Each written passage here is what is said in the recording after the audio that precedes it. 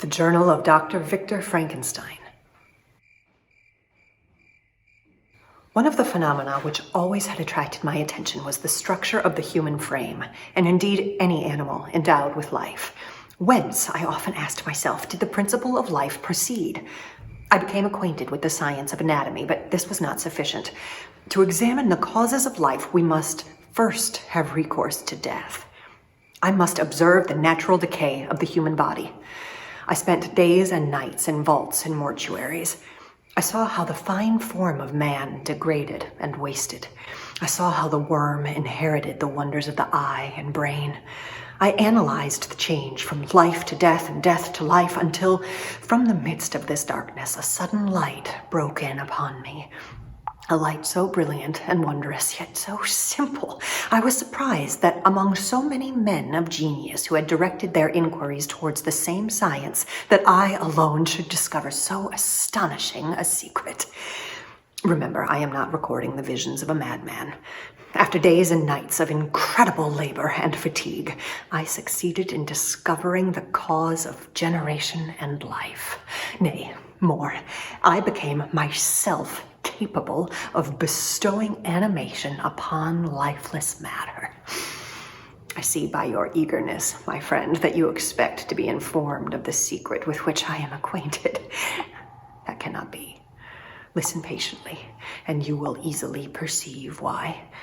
Learn from me how dangerous is the acquirement of knowledge, and how much happier humanity is than those who aspire to become greater than our nature will allow. I hesitated a long time concerning the manner in which I should employ so astonishing a power.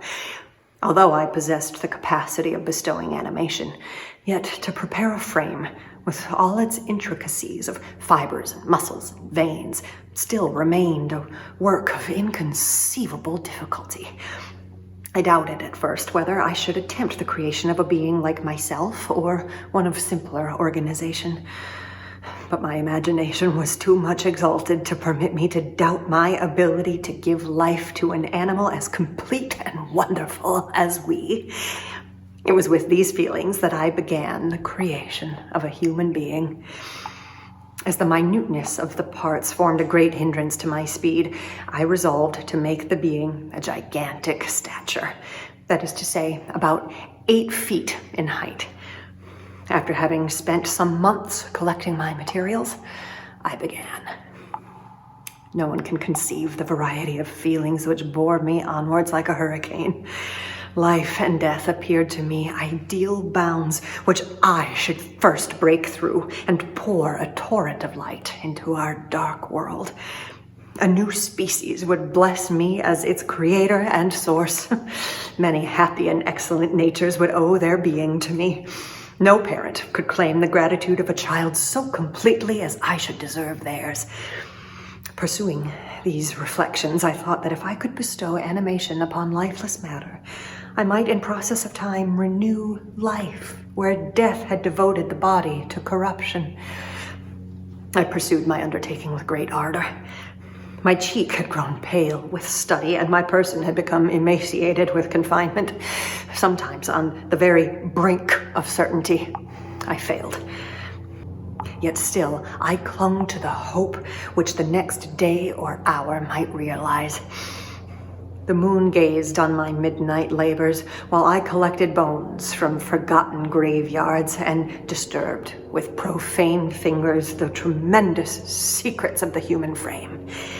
In a solitary chamber at the top of the house, I kept my workshop of filthy creation. The dissection room and the slaughterhouse furnished my materials, and often did I turn with loathing from my occupation, whilst still, urged on by an eagerness which perpetually increased, I brought my work near to a conclusion. Winter, spring, and summer passed. Every day showed me more plainly how well I had succeeded. But my enthusiasm was checked by anxiety.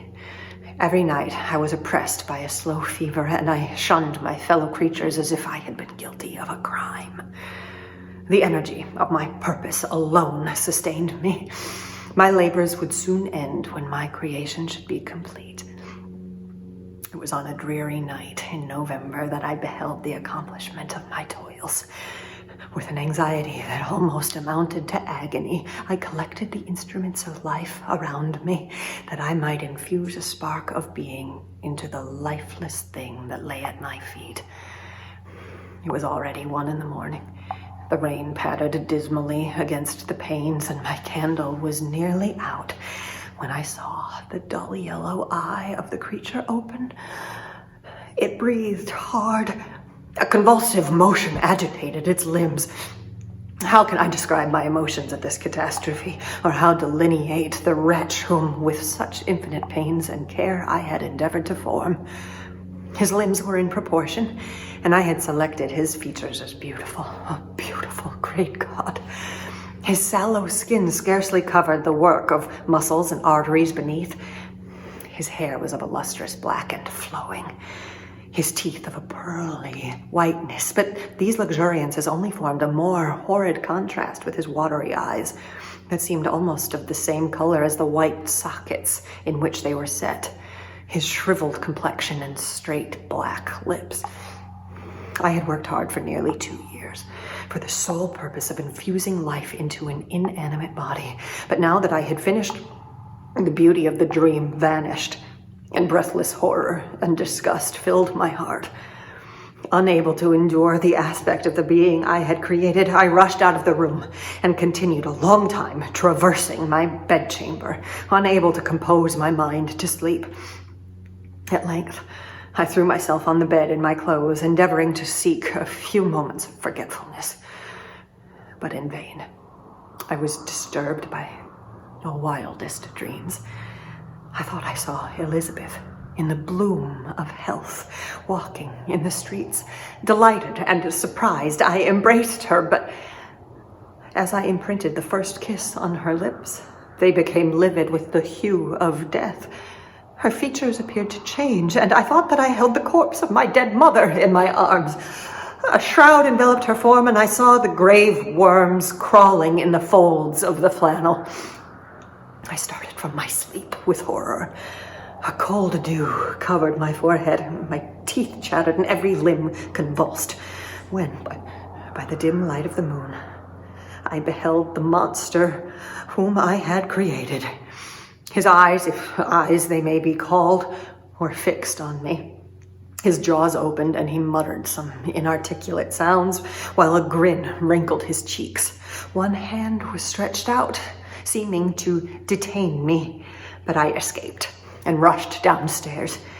I took refuge in the courtyard, where I remained the rest of the night in the greatest agitation, catching each sound as if it were to announce the approach of the demoniacal corpse to which I had so miserably given life. Oh, no mortal could support the horror of that countenance. I sank to the ground, heaving the bitterness of disappointment. The dreams of glory that had been my food and pleasant rest for so long were now a ghastly hell. What had I done?